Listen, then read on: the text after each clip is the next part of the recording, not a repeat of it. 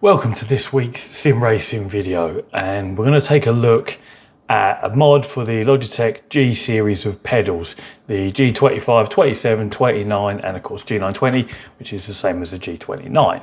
Now, this is not a mod that I've actually used, so you might be wondering, why am I making a video about something I haven't used? Well, the reason I'm making the video is because somebody mentioned this product in one of the comments on the video I did last week about how to properly set up the brake pedal. So this is a brake pedal modification. Now, the reason I wanted to make the video is because, and it's not for a good reason, unfortunately, it's for a bad reason. The website selling these, or the manufacturer's website, is really misleading. And I was quite excited about it because it sounded good. And then when I started looking down the page, I realised things were not quite as they seemed. And what I don't want is for other people who are perhaps not quite as technically minded as myself, being caught out buying something that isn't what it appears to be or what they try and make it look like it is. So let's get the screen capture started. I've got the web page up here. Now, this is basically, it's a spring upgrade for your brake pedal, but it's a slightly more complicated spring upgrade. But what the website makes it out to be, to all intents and purposes, is a load cell. And it isn't a load cell. And let's go down the page and I'll take you through this and you'll see exactly what I mean. And you'll see how people may easily be caught out thinking they're buying a load cell setup when they're not. So, first things first, the web address itself, axcsim.com/product/load cell for Logitech G920 pedals. It literally says it there in black and white. Load cell for Logitech G920 pedals. This is not a load cell. This is a potentiometer based pedal input, just the same as the original Logitech setup. It's a different potentiometer, and I'll explain that later, but it's still just a potentiometer. It even plugs straight into the same plug that the standard one does. There's no extra computing, there's no controller board, there's no nothing. It's just a different shape potentiometer that plugs straight in place of the first one. And it must even have the same resistance values. Otherwise it wouldn't work with the normal Logitech, plugging it into Logitech Wheelbase. If this was a different range of resistance, I'll explain how potentiometers work later, it wouldn't work. So it's literally exactly the same to all intents and purposes potentiometer as a standard one, just in a different physical form factor. It is not a load cell, in spite of the web address saying load cell for Logitech G920 pedals. Now, the reason they've done this is for search engine optimization purposes, SEO. If you're not familiar with that, you might not be if you don't build websites. But basically, when you Google something, you might search for Logitech load cell, for example. Perhaps you want to find one for your pedals and you want to upgrade. If you have a website that says load cell for Logitech in the web address, Google sees this and they put you to the top of the search results. So this is done for marketing purposes to get people who are searching for a load cell for their Logitech pedals to see this website and to click on it and come here, which you would do because it says load cell for Logitech G920 in the bloody web address. Anyway, search engine optimization is great if your product is what your product says it is. In this instance, it's a load of bollocks. So anyway, yeah, so there's the first thing, there's the first deception, the first lie. And I feel like I should apologise to AXC Sim for this video because I'm basically telling people that what you've made and what you put here, on your website is misleading. It's a lie. But unfortunately, it's what you've done. It's not my fault for noticing. This is your fault for presenting yourselves in this way. It's just not good. Just one point here. The product itself could be really good, right? This could be the best brake pedal mod for the Logitech series of pedals out of all of them. And that could be brilliant. And for £53.99, it would want to be as well. But that's all well and good if you advertised it as what it is, which is a dual spring setup for the Logitech G series pedals, rather than saying it's a load cell when it isn't. So as I say to everyone, this could be a great product. I have no idea, I haven't tried one. The only video I saw of it on YouTube was some guy reviewing it, and he had so much flex in his pedal deck. His pedal deck, I swear, was moving 4 inches every time he pressed the brake pedal. So how you can review a brake pedal mod when your pedal deck has more flex than a yoga instructor, I honestly don't know. So I wouldn't take any notes of that video, but this could be the best brake pedal mod out there. You know, I have no way of telling you guys that. It does look well constructed, it looks thought out, but selling it as one thing when it's another is just not on in my book. Anyway, first things first, you see the web address, load of bollocks, it's not a load cell straight away. So then we come down the page a little further, and you've got this picture here on the left. You know, they've got this graph, force in kilograms, again, implying it's to do with pressure rather than how far you move the pedal. What else we got? So we've got some other diagrams here, exploded ones. Oh yeah, these are all down the page, so we'll go down these. Anyway, it's $53.99. What is True Brake? True Brake is an upgrade for Logitech, blah, blah, blah, blah, blah, blah. It gives it a more positive and realistic feel, which it might do. I don't know, I haven't used it. And you can see it just slots into the back of the plastic cylindrical housing of the standard setup. Now, here's where we get more misleading text. True Brake achieves this positive and realistic feel by measuring the brake pedal load instead of the pedal position. Let me highlight that there. Measuring the brake pedal load instead of the brake pedal position. No, you don't. You're measuring the brake pedal position because you're using a potentiometer. It's just not true. Next thing in the list, increasing the load required to reach full braking. Now that's probably not true either, because we all know a Logitech G920 pedal, at least, is particularly hard to reach full braking. In fact, the video I did last week was all about how to adjust that. And this is only a 20 kilogram, I believe, spring, they say somewhere else on this page. So it might be heavier than the G27 and G25s, but it's definitely not any heavier than a G29. I can tell you a G29 takes a lot more than 20 kilograms of force to reach full travel on the pedal. And then it says they reduce the amount of brake pedal travel, and that's fine. Maybe they do. They could use a shorter throw potentiometer that's still within the normal value. So let's talk about potentiometers. There's 2 different types for the most part. There's your normal volume knob style potentiometer that you turn, and that is what is fitted to the axle of the brake pedal as normal. There's a pin that runs through here. There's a potentiometer on the end.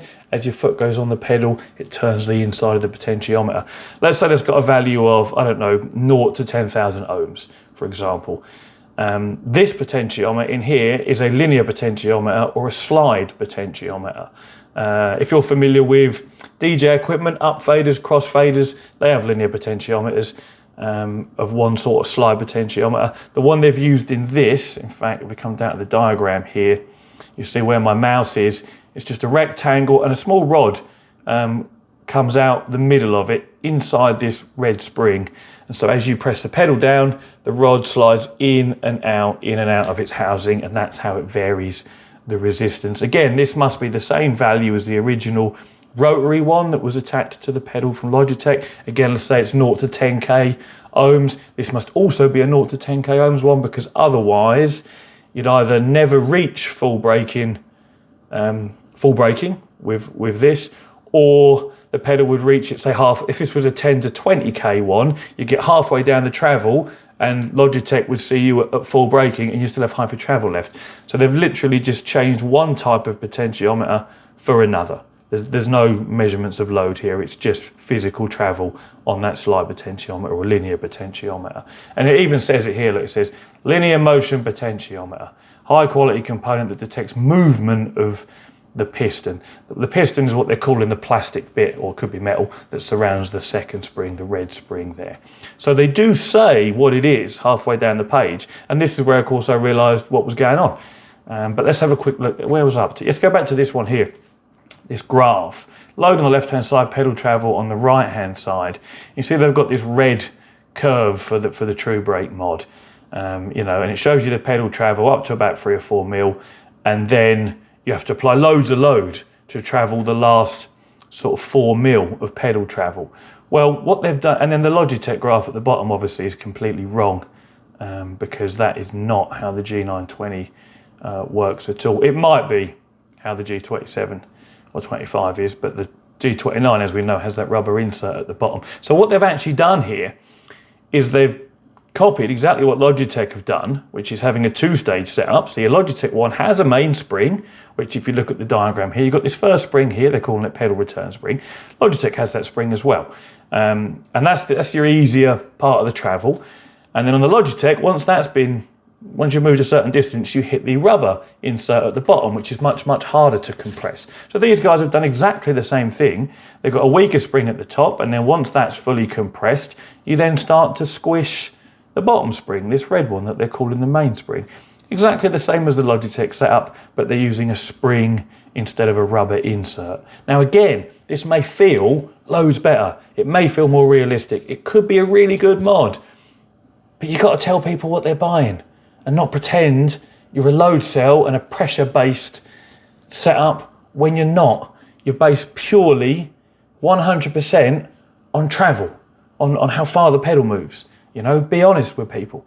It's not hard. You could still sell these. Could still be the best brake pedal mod out there. I don't know, but I'm not happy because you're telling people it's one thing and it's another. So yeah, that's how it works. It's a mirror image of what Logitech have already done. It may feel completely different because we don't know what that spring feels like compared to the rubber insert in the Logitech pedal. We don't know what the top spring feels like by comparison. There's also what they call a transition buffer, fancy way again of just saying there's a polyurethane insert, so it's a hard rubber insert between the top spring and the bottom spring. And we go further down the page here, 3-stage load curve. It doesn't have a 3-stage load curve that's of any relevance to the braking. You may feel the pedal be light and then slightly stiffer and then harder, but that's just your foot. It doesn't make any difference to what's going on in the game. The pedal is still moving the same distance. In fact, you could take all those springs out, those 2 springs and the polyurethane insert, and the pedal, and move the pedal up and down with no resistance, and guess what? Your braking would be exactly the same in the game, in your sims, as it would with those springs and that rubber piece in there. And that's how potentiometers work. It's just about the movement, how far it moves. Nothing to do with how hard you press the pedal. Again, with a load cell, you would press your pedal, it would move X amount until it doesn't want to go any further, at which point you'll have a certain amount of braking force. If you then press harder, apply more pressure, the load cell registers the pressure that you're applying and applies more braking force in the game. This is why load cells are really good. This is not a load cell, for the 10th time. What else have we got here of any interest? The small movements of the true brake piston are detected by the linear motion potentiometer. Yeah, again, they say it's a potentiometer, so in this portion, they're not misleading, they're not lying. But the rest of the page, load cell at the top, load here, load curve there, 3-stage load curve, load versus travel, load, all trying for search engine optimization and for people reading this, skim reading it, to see load cell at the top, load sensitive, or whatever it was they said at the top here, measuring brake pedal load instead of position. They're all trying to convince you that this is a load cell based setup, and it just isn't. So what else? We've got nothing of any real relevance. Brake pedal free play. You can adjust the size of the polyurethane insert to give you a larger or smaller squishy area in between the 2 springs. No big deal. Engineering quality. Yes, it may be very well made. It looks quite well made, to be honest. But you shouldn't be misleading people. And then right at the bottom here, we say, is True Brake a load cell? And I thought to myself, in spite of all the crap on the rest of the page and the web address, maybe they're going to come out and say it. We consider True Brake an electromechanical load cell. What does that mean to anybody other than myself and other technically minded people? As far as you're concerned, you've just read, it's a load cell, yeah? No, it's not a load cell. It gives similar results to a solid state load sensor setup, at more affordable price. Again, they're using terminology that the average non-technical person is going to go, oh, well, it's just a different type of load cell. It's an electromechanical load cell rather than a solid state load cell. It's not electromechanical load cell. It is not a load cell. It's a potentiometer. Just the same as the original Logitech setup. The further you move the pedal, the harder you will brake. Like I said a minute ago, take all the springs out, you can move the pedal all the way down, with your little finger, and guess what? 100% braking force. You can't do that with a load cell. You try pushing a load cell with your little finger, guess what? You might get 1-2% braking force. You need your foot, your leg, pressure, and that's what it's all about. But anyway, let's just stop that screen capture. So anyway, enough waffling on. I don't want to come on YouTube and slate people, but when I see something as blatant as this, and I can see how a lot of people will get caught out paying £54 for what's effectively a dual spring setup with a piece of polyurethane in the middle, when you could go and get yourself, my favourite mod is actually the GTI springs. I'll put a link to those in the description. They do a progressive brake pedal spring and it works really well with the standard rubber insert from Logitech. That's actually my favourite one. I haven't tried this one, and you can't because they're not in stock. And to be honest, on principle, I'd never buy one from them because you really shouldn't be, pitching yourself as a pressure-based load cell conversion for Logitech pedals when you're not. So anyway, bit of a negative one, this video, and I apologise if it's come across in a negative fashion, but I'm doing it with a positive viewpoint in mind, which is to make sure people know exactly what they're buying, how it works, how it compares to the standard setup, and how it compares to a real load cell setup. So that's the end of today's video.